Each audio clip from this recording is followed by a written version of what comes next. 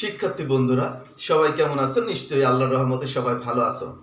তোমাদেরকে হাসান স্যারের পক্ষ থেকে বিজ্ঞান ক্লাসে স্বাগতম জানাই। একই সাথে তোমাদের গার্ডিয়ানদেরকেও আমি স্বাগতম জানাই যে তোমাদেরকে এই ক্লাসগুলো অর্থাৎ হাসান স্যারের এই বিজ্ঞান ক্লাসগুলো দেখার সুযোগ করে দিচ্ছে। আরও একটা মেসেজ জানাই তোমাদেরকে, তোমাদের মধ্যে দিয়ে, যে আমার শিক্ষার্থী বন্ধুদের গার্ডিয়ানদেরকে অবশ্যই এই পরিস্থিতিতে, এমন পরিস্থিতিতে যখন আমরা সেই আনন্দঘন পরিবেশে ক্লাসগুলো করতে পারছি না, এই সময় যেন তারা তারা তাদের তারা তাদের সন্তানদেরকে অনলাইন ক্লাসগুলোতে অংশগ্রহণ করার অনুমতি দিয়ে থাকে। যাই হোক শিক্ষার্থী বন্ধুরা, তোমরা এবং তোমাদের গার্ডিয়ানদেরকে সবাইকে হাসান স্যারের অনলাইন ক্লাসে স্বাগতম, শুভেচ্ছা। শিক্ষার্থী বন্ধুরা, আমরা চলে যাব আমরা আরও একটি ক্লাসে। আমরা আজকের ক্লাস কি? অষ্টম শ্রেণী বিজ্ঞান ক্লাসে আমরা যাব। তার পূর্বে আমি জানিয়ে দিই গত ক্লাসে আমরা কোন অধ্যায় করেছিলাম। গত ক্লাস বলতে আমরা গত কয়েকটা ক্লাসে অনেকগুলো চ্যাপ্টার নিয়ে কথা বলেছিলাম এবং গত কয়েকটা ক্লাস মিলে একটা অধ্যায় শেষ করেছিলাম। কোনটা? তোমার কি? তৃতীয় অধ্যায়, ব্যাপন অভিশ্রবণ প্রচ্ছেদনের উপরে আমরা অনেকগুলো ক্লাস করেছি এবং অধ্যায়টা আমরা শেষ করেছি। আশা করি তোমরা সেই অধ্যায়গুলো খুব সুন্দরভাবে, নিখুঁতভাবে বুঝতে পেরেছ। আমরা সেখানে পুরো অধ্যায়ের ডিটেলস আলোচনা করেছি। পাশাপাশি আমরা আলোচনা করেছি সৃজনশীল প্রশ্নগুলো, সৃজনশীল প্রশ্নের উত্তর কিভাবে লিখতে হবে, সেই সকল বিষয়গুলো আমরা গত কয়েকটি ক্লাসে আলোচনা করেছি ব্যাপন অভিশ্রবণ এবং প্রচ্ছেদন অধ্যায়টার উপরে। তো শিক্ষার্থী বন্ধুরা, আমরা আজকে আরও একটি নতুন চমক, নতুন একটি অধ্যায়ে কাজ করতে যাচ্ছে। অধ্যায়টার নাম কি? একটু লক্ষ্য করে হেডলাইনে আছে, দেখো। অধ্যায়টার নাম হচ্ছে অম্ল, ক্ষারক, লবণ। কততম অধ্যায়? দশম অধ্যায়। অম্ল, ক্ষারক এবং লবণ। এমন একটা অধ্যায়, এই অম্ল, ক্ষারক, লবণ এমন একটা অধ্যায়, যদি তুমি একটু ভালো মতো বুঝে নিতে পারো তাহলে তোমাকে আজীবন না পড়লেও, এই অধ্যায়টা না পড়লেও চলবে। কারণ এই অধ্যায়টা একটা বোঝার অধ্যায়, বুঝে রাখতে হবে। মুখস্থ করার তেমন কোনো কিছু নাই। স্পষ্টভাবে, সুন্দরভাবে, ক্লিয়ার বুঝে নিতে হবে। শিক্ষার্থী বন্ধুরা, অম্ল, ক্ষারক, লবণ তিনটা জিনিস এইখানে আলোচনা করো। এই চ্যাপ্টারটাতে আলোচনা করা হয়। এখানে আলোচনার মধ্যে আসে যেমন অম্ল বা অ্যাসিড কি, অ্যাসিডের ব্যবহার, অ্যাসিডের ধর্ম, অ্যাসিডের ব্যবহার, ক্ষারক কি, ক্ষারকের ধর্ম, ক্ষারকের ব্যবহার, লবণ কি, লবণের ধর্ম, লবণের ব্যবহার। এই সকল বিষয়গুলো নিয়ে এই অধ্যায় আলোচনা এসেছে। তো আমরা আজকে এই অধ্যায়ের যতটুকু সম্ভব, বিশেষ করে আমরা অ্যাসিডের উপর এবং অন্যান্য কয়েকটা শব্দ নিয়ে আমরা আজকে কথা বলবো। তো চলে যাই তাহলে আমাদের আজকের ক্লাসে। আমাদের আজকের ক্লাস হচ্ছে দশম অধ্যায়, অম্ল, ক্ষারক, লবণ। আমাদের প্রথমে আলোচনার বিষয় দেখো, অ্যাসিড বা অম্ল কি? অ্যাসিড বা অম্ল কি? অ্যাসিড বা অম্ল, তোমরা জানো অ্যাসিড বা অম্ল হচ্ছে এমন জিনিস যে যখন আমরা সংজ্ঞা দিব, অ্যাসিডের কিছু বৈশিষ্ট্য আছে। যেমন তোমরা মনে করে দেখো যে আমরা যদি লেবু খাই টক লাগে, আমরা যদি কামরাঙা খাই টক লাগে, আমরা যদি আমড়া খাই টক লাগে, আমরা যদি কমলা খাই টক লাগে। খেয়াল করো, এই সকল ফলগুলো, কিছু ফল আছে যে সকল ফলগুলো খেতে গেলে টক স্বাদযুক্ত। এই টক স্বাদযুক্ত ফলগুলোতে কি রয়েছে? অ্যাসিড রয়েছে। তার মানে অ্যাসিড হচ্ছে টক স্বাদযুক্ত, তাই না? এখন খেয়াল করো, অ্যাসিড আসলে প্রকৃতপক্ষে যদি আমরা সংজ্ঞা দিতে চাই, অ্যাসিডের কি সংজ্ঞা দিব? অ্যাসিড হচ্ছে ওই সকল বস্তু, যে সকল বস্তুতে হাইড্রোজেন পরমাণু রয়েছে এবং পানিতে যারা দ্রবীভূত হয়ে হাইড্রোজেন আয়ন দেয়, তারাই হচ্ছে অ্যাসিড। বুঝতে পারতেছো? তাহলে অ্যাসিড কি? অ্যাসিড বা অম্ল হচ্ছে ওই সকল বস্তু যাতে হাইড্রোজেন পরমাণু রয়েছে এবং পানিতে যারা হাইড্রোজেন আয়ন দিয়ে থাকে, তারাই হচ্ছে অ্যাসিড। আমরা একটু সংজ্ঞাটা দেখব।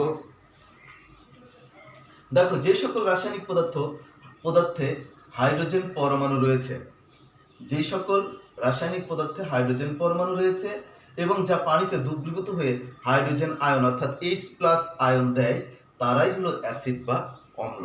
তাহলে কি, যে সকল রাসায়নিক পদার্থ হাইড্রোজেন পরমাণু রয়েছে এবং যা পানিতে দ্রবীভূত হয়ে হাইড্রোজেন আয়ন বা H+ আয়ন দেয় তারা হলো অ্যাসিড বা অম্ল। যেমন hydrochloric acid HCl, hydrochloric acid HCl, sulphuric acid H2SO4, nitric acid HNO3, vinegar বা acetic acid CH3COOH, oxalic acid HCCOOH ইত্যাদি।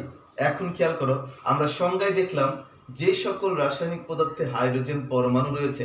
একটু খেয়াল করো, এখানে যে উদাহরণগুলো দিয়েছি সেই সব উদাহরণগুলো একটু লক্ষ্য করে দেখো যে হাইড্রোক্লোরিক অ্যাসিডে দেখো হাইড্রোজেন রয়েছে, সালফিউরিক অ্যাসিডে হাইড্রোজেন রয়েছে, নাইট্রিক অ্যাসিডে হাইড্রোজেন রয়েছে, ভিনেগার বা অ্যাসিটিক অ্যাসিডে দেখো হাইড্রোজেন রয়েছে, অক্সালিক অ্যাসিডে হাইড্রোজেন রয়েছে। তার মানে তুমি দেখো অ্যাসিডগুলোতে হাইড্রোজেন রয়েছে। আর এই হাইড্রোজেনগুলো, অ্যাসিডের একটা ধর্ম হচ্ছে এই হাইড্রোজেনগুলো অ্যাসিড পানিতে অ্যাসিড কি করে, হাইড্রোজেন আয়ন দিয়ে থাকে। আমরা দুইটা বিক্রিয়া দেখব, একটু লক্ষ্য করো যে এখানে আমরা দুইটা বিক্রিয়া দেখতেছি।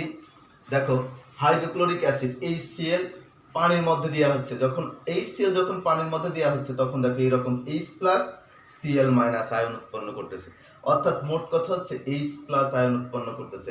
তারপর দেখো অ্যাসিটিক অ্যাসিড CH3COOH বা ভিনেগার, এটাকে অ্যাসিটিক অ্যাসিড বা ভিনেগারকে যখন আমরা কিসে দিচ্ছি, পানির মধ্যে দিচ্ছি, পানিতে দিলে সেখান থেকেও দেখো H+ আয়ন নির্গত হচ্ছে এবং CH3COO- আয়ন তৈরি হচ্ছে। অর্থাৎ এই ক্ষেত্রে দেখো যে ওই সকল রাসায়নিক পদার্থকে আমরা অ্যাসিড বলতেছি, ওই সকল রাসায়নিক পদার্থকেই আমরা অ্যাসিড বলতেছি যেই সকল রাসায়নিক পদার্থ পানিতে হাইড্রোজেন আয়ন দিয়ে থাকে। বুঝতে পারতেছি? তাহলে আমাদের অ্যাসিডের সংজ্ঞা কি, যে যেই সকল রাসায়নিক পদার্থ হাইড্রোজেন পরমাণু রয়েছে এবং যা পানিতে হাইড্রোজেন আয়ন দেয় তারাই হচ্ছে অ্যাসিড। আমরা অ্যাসিড বা অম্ল কি আশা করি বুঝতে পেরেছি।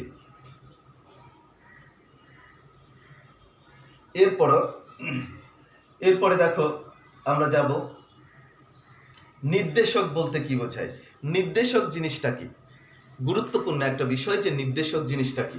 শিক্ষার্থী বন্ধুরা মনে রাখবে, নির্দেশক এমন একটা জিনিস যে তার নিজের, এমন একটা বস্তু যে তার নিজের রং পরিবর্তন করে সে বুঝিয়ে দেয় এই বস্তুটা কি অ্যাসিড ক্ষারক না অ্যাসিড ক্ষারক, কোনোটাই না, সেই বস্তুটাকে বলা হয়ে থাকে নির্দেশক। মানে শব্দটার সাথেই তুমি একটু খেয়াল করে দেখো, নির্দেশ করে, অর্থাৎ কোনো একটা বস্তু কি অ্যাসিড না ক্ষারক বা লবণ সেইটা নির্দেশ করে এমন কিছু বস্তু যেগুলোকে বলা হয়ে থাকে নির্দেশক। যেমন তোমরা লিটমাস পেপারের কথা শুনেছ লিটমাস পেপার। আমি তোমাদেরকে ক্লাসে অবশ্যই আমি তোমাদেরকে লিটমাস পেপার দেখাবো। আর আমি এইখানেও লিটমাস পেপারের চিত্র সংযোগ করেছি। লিটমাস পেপার একটি নির্দেশক, অর্থাৎ যে সকল পদার্থগুলো আছে যারা নিজের রং পরিবর্তন করে, নিজের রং বা পরিবর্তন করে নির্দেশ করে এটা অ্যাসিড ক্ষারক বা লবণ, তারাই হচ্ছে নির্দেশক। বুঝতে পারতেছি? তাহলে দেখো আমরা নির্দেশক জিনিসটা শিখে নিই আগে। প্রথমে দেখো, যে সকল পদার্থ নিজেদের রং পরিবর্তনের মাধ্যমে কোনো একটি বস্তু, নিজেদের রং পরিবর্তনের মাধ্যমে যে সকল পদার্থ নিজেদের রং পরিবর্তনের মাধ্যমে কোনো একটি বস্তু অম্ল না ক্ষারক বা কোনোটাই না তা নির্দেশ করে তাদেরকে নির্দেশক বলে। বুঝতে পারলাম যে কোনো একটি পদার্থ নিজের রং পরিবর্তন করে অন্য কোনো একটি পদার্থ তোমার কি, যে সেটি কি ক্ষারক অম্ল বা কোনোটি না তা নির্দেশ করে, তাই হচ্ছে নির্দেশক। যেমন লিটমাস কাগজ নিজের রং পরিবর্তনের মাধ্যমে একটি পদার্থ অম্ল না ক্ষারক তা নির্দেশ করে। কি বুঝলাম?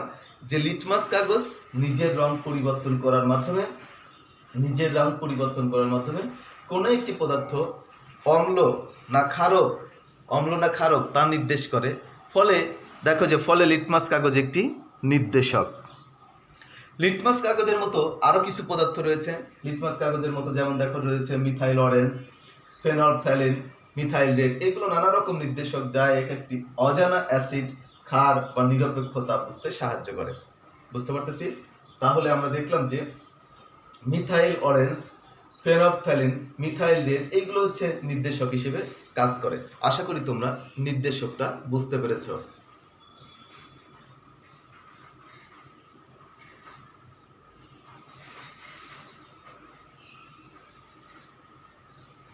এরপরে যাব, দেখো লিটমাস কাগজ কিভাবে তৈরি করা হয়।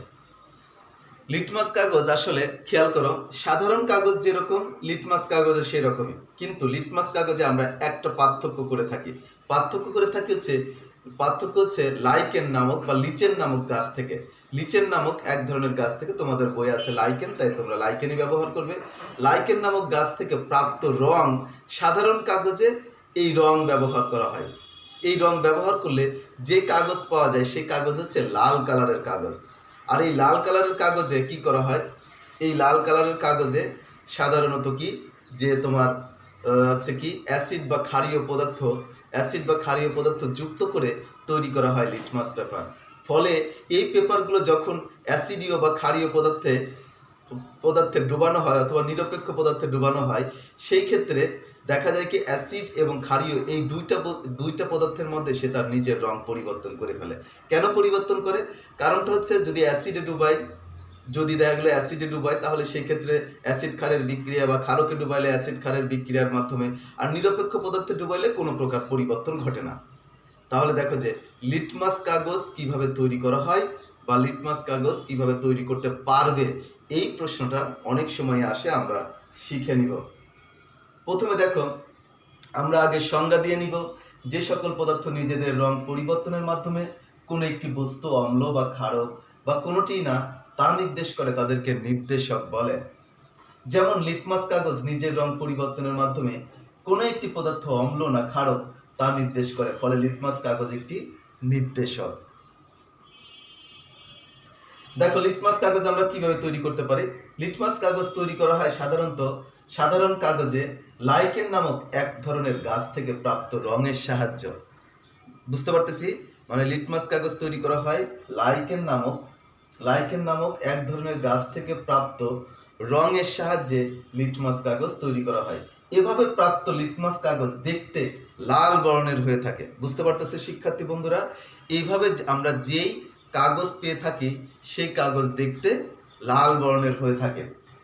দেখো যে এই লাল বর্ণের লিটমাস কাগজকে যে কোনো ক্ষারীয় দ্রবণে যদি ডুবানো যায়, ক্ষারীয় দ্রবণে ডুবাইলে তার নীল বর্ণ ধারণ করে। বুঝতে পারতেছ যে এই লাল বর্ণের লিটমাস কাগজকে যদি যে কোনো ক্ষারীয় দ্রবণে ডুবানো হয় তাহলে সেটি নীল বর্ণের ধারণ করে। কারণ দেখো লাল বর্ণের লিটমাস কাগজে সালফিউরিক অ্যাসিড বা হাইড্রোক্লোরিক অ্যাসিড থাকে। কি কারণে নীল বর্ণের ধারণ করে সেটাও কিন্তু লিখবে। কারণটা হচ্ছে যে এই যে লাল বর্ণের লিটমাস কাগজে সালফিউরিক অ্যাসিড অথবা হাইড্রোক্লোরিক অ্যাসিড থাকে, যা ক্ষারকের সাথে বিক্রিয়া করে নীল বর্ণের ধারণ করে।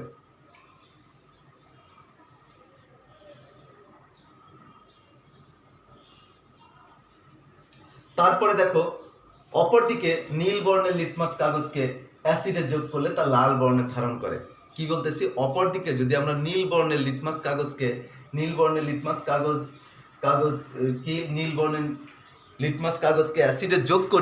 অ্যাসিডে যোগ করলে তা লাল বর্ণের ধারণ করবে।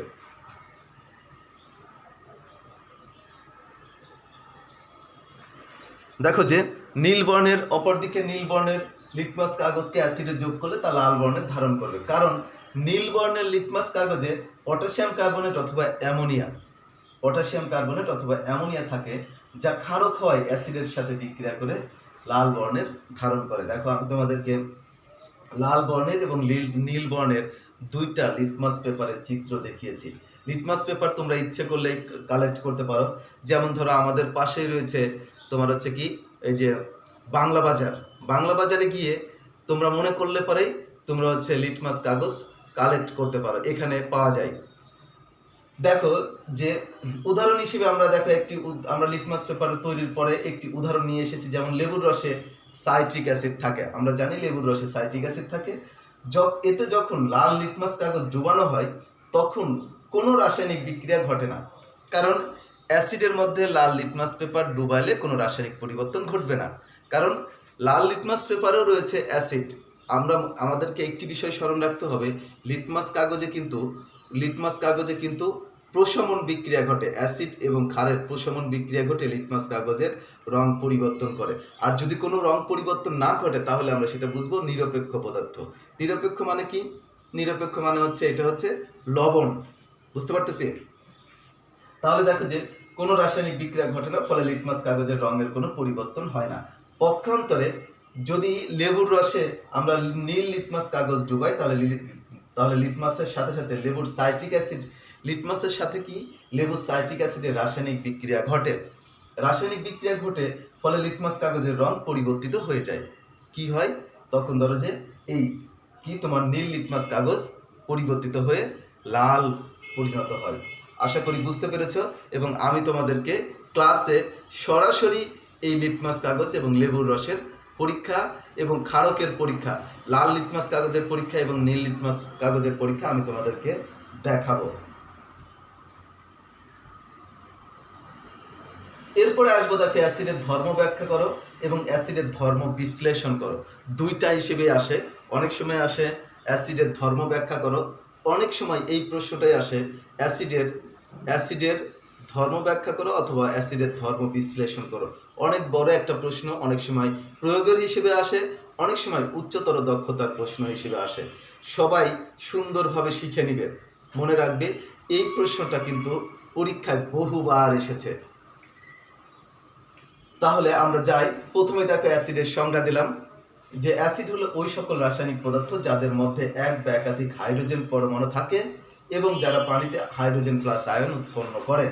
যে সকল যেমন দেখো যে যেমন হচ্ছে hydrochloric acid, sulphuric acid, nitric acid, vinegar, acetic acid, oxalic acid ইত্যাদি ইত্যাদি। এরপরে দেখো অ্যাসিডের ধর্ম চলে আসবো একটা একটা করে। প্রথমে দেখো অ্যাসিডের ধর্ম, ফার্স্ট ধর্ম হচ্ছে স্বাদ, অর্থাৎ আমরা জানি হচ্ছে কি অ্যাসিড টক স্বাদযুক্ত, তাই না? দেখো সকল লঘু অ্যাসিড টক স্বাদযুক্ত। অ্যাসিডযুক্ত খাবার টক স্বাদ হয়ে থাকে, যেমন বিভিন্ন প্রকার ফলে বিভিন্ন ধরনের অ্যাসিড থাকায় সেগুলো টক লাগে। যেমন আমরা উদাহরণে যাব, ফলগুলো কোন প্রকার ফলগুলোতে কোন ধরনের ফলগুলোতে কোন ধরনের অ্যাসিডগুলো রয়েছে আমরা সেইগুলো একটু দেখব। প্রথমে দেখো ফলের নাম উপস্থিত অ্যাসিড, যেমন আঙ্গুর, কমলা, লেবু এগুলোতে রয়েছে কি সাইট্রিক অ্যাসিড, অর্থাৎ আঙ্গুর, কমলা, লেবু এগুলোতে হচ্ছে সাইট্রিক অ্যাসিড রয়েছে। তেঁতুলে রয়েছে টার্টারিক অ্যাসিড, টমেটোতে রয়েছে অক্সালিক অ্যাসিড, আমলকিতে রয়েছে অ্যাসকর্বিক অ্যাসিড এবং আপেল আনারসে রয়েছে ম্যালিক অ্যাসিড। এই জন্য তোমরা দেখো যে এই ফলগুলো যখন আমরা খেতে যাই তখন কিন্তু টক স্বাদ লাগে, তাই না? তাহলে দেখো যে এইগুলোতে এই অ্যাসিডগুলোর উপস্থিতির জন্যই টক স্বাদ লাগে। তাহলে এটা গেল পয়েন্ট নাম্বার 1 ধর্ম। 2 নম্বর ধর্ম লিটমাস পরীক্ষা। তোমরা একটু আগে করেছো লিটমাস পরীক্ষা। আসলে লিটমাস পরীক্ষা কি, যে লিটমাস কাগজ অ্যাসিডের মধ্যে দিলে কি হয়।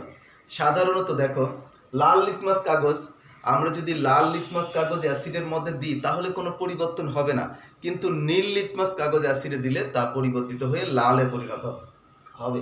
দেখো অ্যাসিডে নীল বর্ণের লিটমাস প্রবেশ করালে তা লাল বর্ণ ধারণ করে, যেমন লেবুর রসে নীল লিটমাস কাগজ দিলে তা লাল বর্ণ ধারণ করে। এটা তুমি নিজেই পরীক্ষা করে দেখতে পারো যে লেবুর রসে নীল লিটমাস কাগজ দিলে তা লাল বর্ণের ধারণ করে। আর আমরা যখন স্কুলের ক্লাসে উপস্থিত হব তখন আমি তোমাদেরকে এই লিটমাস পেপার পরীক্ষাটা দেখাবো। তাহলে এটা গেল হচ্ছে লিটমাস পেপার। এক্ষেত্রে দেখো যে তুমি যখন আমরা এখানে দেখো অ্যাসিডে লাল বর্ণের লিটমাস প্রবেশ করাইছি, কিন্তু করিয়েছি কিন্তু ধরো যে কি আমরা কিন্তু প্রথমে দুইটাই এখানে প্রবেশ করাইতে পারি। প্রথমে ধরো যে নীল বর্ণেরটা প্রবেশ করালাম না, প্রথমে লাল বর্ণেরটা প্রবেশ করালাম, দেখলাম যে কোনো পরিবর্তন ঘটলো না, কিন্তু পরে যখন নীল বর্ণেরটা প্রবেশ করালাম তখন দেখলাম যে নীল বর্ণেরটা হচ্ছে কি লাল বর্ণ ধারণ করলো, তার মানে এটা একটা অ্যাসিড। ধাতুর সাথে অ্যাসিডের বিক্রিয়া কি হয়? হাইড্রোজেন গ্যাস নির্গত হয়। সবাইকে মনে রাখতে হবে ধাতুর সাথে কিন্তু অ্যাসিড বিক্রিয়া করে, হাইড্রোজেন গ্যাস তৈরি করে। যেমন দেখো যে অ্যাসিড সক্রিয় ধাতু যেমন পটাশিয়াম, সোডিয়াম, ম্যাগনেসিয়াম ইত্যাদির সাথে বিক্রিয়া করে হাইড্রোজেন গ্যাস তৈরি করে, যেমন potassium plus sulphuric acid, potassium sulphate plus hydrogen, magnesium plus sulphuric acid, magnesium sulphate plus hydrogen. অর্থাৎ কি যে সালফিউরিক অ্যাসিডগুলো কি অ্যাসিডগুলো তোমার ধাতুর সাথে, যেমন পটাশিয়াম একটি ধাতু, ম্যাগনেসিয়াম একটি ধাতু, অ্যাসিডগুলো ধাতুর সাথে বিক্রিয়া করে কি উৎপন্ন করে? হাইড্রোজেন গ্যাস তৈরি করে। এটাও একটি অ্যাসিডের ধর্ম। পরেরটা দেখি অ্যাসিড ও ক্ষারকের বিক্রিয়া। অ্যাসিড ক্ষারের বিক্রিয়ায় কি তৈরি হয়? অ্যাসিড ক্ষারের বিক্রিয়ায় কি তৈরি হয়? লবণ পানি উৎপন্ন হয়। সবাই মনে রাখবে এটা একটি প্রশমন বিক্রিয়া। অ্যাসিড এবং ক্ষারের বিক্রিয়ায় উৎপন্ন হয় কি? লবণ পানি। বুঝতে পারতেছি? তো আমরা দেখব অ্যাসিড ক্ষারের বিক্রিয়ায় কি কি উৎপন্ন হয়। যেমন দেখো অ্যাসিড এবং ক্ষারকের বিক্রিয়ায় লবণ ও পানি উৎপন্ন হয়। যেমন দেখো ক্যালসিয়াম অক্সাইড। ক্যালসিয়াম অক্সাইড কি যে তোমার একটি ক্ষার, এর সাথে হাইড্রোক্লোরিক অ্যাসিডের বিক্রিয়ায় ক্যালসিয়াম ক্লোরাইড এবং পানি উৎপন্ন হয়েছে। ক্যালসিয়াম ক্লোরাইড একটি লবণ এবং পানি তো একটা পানি, তাই না? তাহলে দেখো যে ক্যালসিয়াম অক্সাইড এবং হাইড্রোক্লোরিক অ্যাসিডের বিক্রিয়ায় ক্যালসিয়াম ক্লোরাইড এবং পানি উৎপন্ন হয়েছে। একইভাবে লঘু সালফিউরিক অ্যাসিড, লঘু সালফিউরিক অ্যাসিডের সাথে কপার অক্সাইড বিক্রিয়া করে কপার সালফেট এবং পানি উৎপন্ন করে। যেমন দেখো যে ধাতুর অক্সাইড, এটা এগুলো যে sulphuric acid plus copper oxide, copper sulphate plus পানি। দেখো ধাতুর অক্সাইডগুলো এবং ধাতুর অক্সাইডগুলো বা ক্ষারকগুলো বিক্রিয়া করতেছে, ঠিক আছে?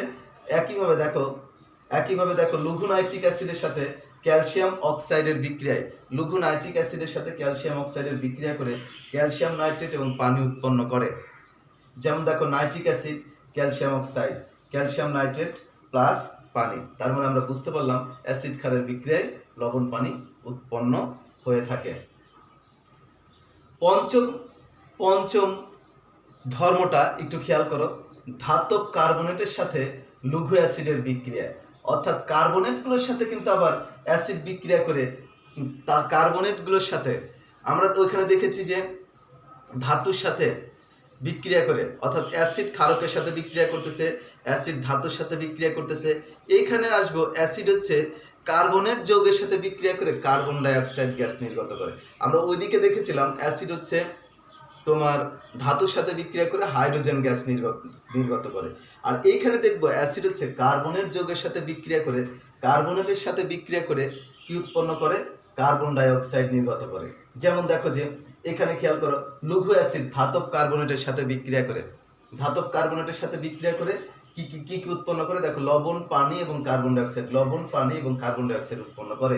যেমন ক্যালসিয়াম কার্বনেট, তোমরা ক্লাস 7-এ পড়েছিলে এটা, যে ক্যালসিয়াম কার্বনেট অর্থাৎ চুনা পাথরের মধ্যে যদি হাইড্রোক্লোরিক অ্যাসিড দিই সেখান থেকে বুদবুদ আকারে একটা গ্যাস নির্গত হয়। সেই যে বুদবুদ আকারে যে গ্যাসটা নির্গত হয় তোমরা পড়েছিলে, সেটা কোন গ্যাস? কার্বন ডাইঅক্সাইড গ্যাস, তাই না? তাহলে দেখো যে এখানে কি যে ক্যালসিয়াম কার্বনেটের সাথে লঘু হাইড্রোক্লোরিক অ্যাসিড বিক্রিয়া করে ক্যালসিয়াম ক্লোরাইড লবণ, ক্যালসিয়াম ক্লোরাইড লবণ, পানি এবং কার্বন ডাইঅক্সাইড গ্যাস উৎপন্ন হয়। এখানে কার্বন ডাইঅক্সাইড গ্যাস বুদবুদ আকারে বেরিয়ে আসে। বিক্রিয়াটি একটু দেখো, calcium carbonate plus hydrochloric acid, calcium chloride, পানি, কার্বন ডাইঅক্সাইড। উৎপন্ন কার্বন ডাইঅক্সাইডকে চুনের পানির মধ্যে চালনা করলে এই যে উৎপন্ন কার্বন ডাইঅক্সাইড, এই কার্বন ডাইঅক্সাইডকে যখন চুনের পানির মধ্যে, চুনের পানি কি চেনো?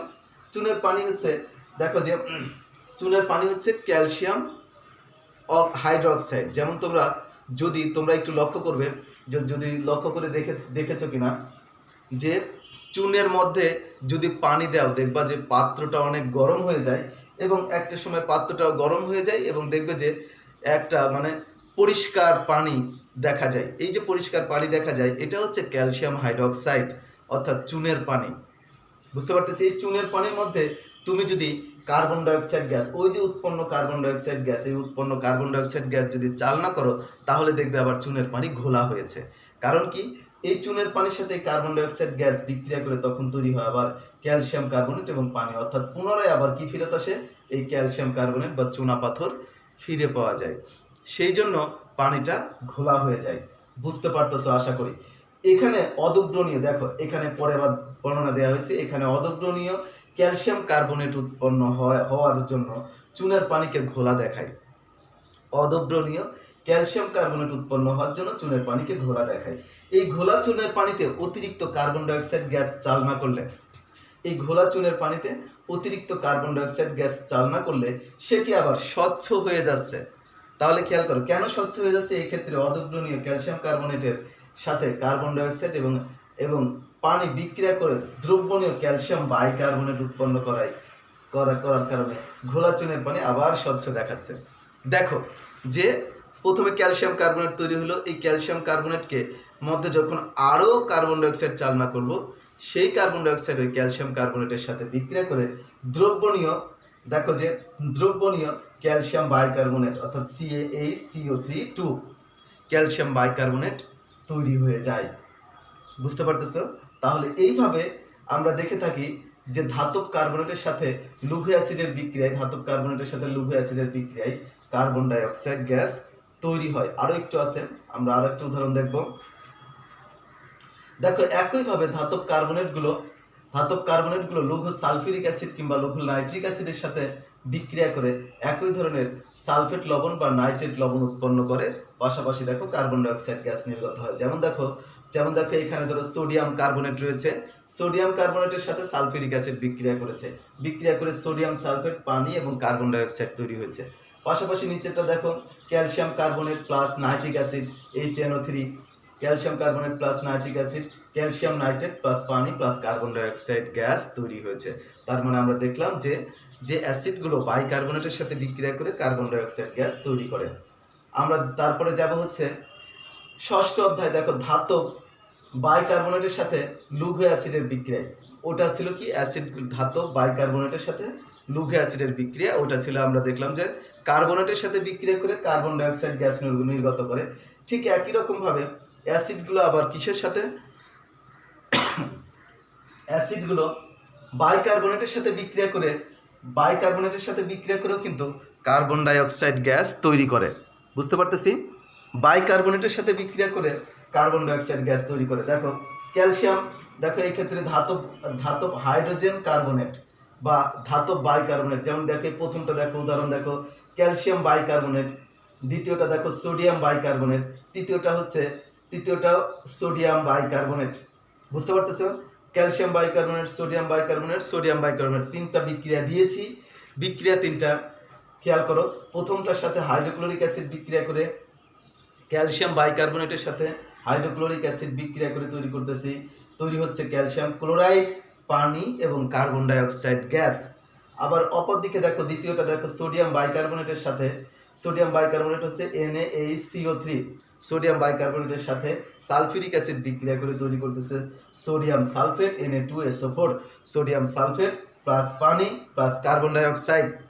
তৃতীয়টা দেখো সোডিয়াম বাইকার্বনেটের সাথে নাইট্রিক অ্যাসিড বিক্রিয়া করে সোডিয়াম বাইকার্বনেটের সাথে nitric acid HNO3, nitric acid বিক্রিয়া করে সোডিয়াম নাইট্রেট, পানি এবং কার্বন ডাইঅক্সাইড গ্যাস তৈরি হলো।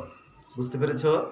তাহলে দেখো যে ধাতব বাইকার্বনেটের সাথে লৌহ অ্যাসিডগুলো বিক্রিয়া করে কি তৈরি হয় তোমার কি কার্বন ডাইঅক্সাইড গ্যাস তৈরি হয়। আমরা দেখো যে আজকে আমরা কি শিখলাম।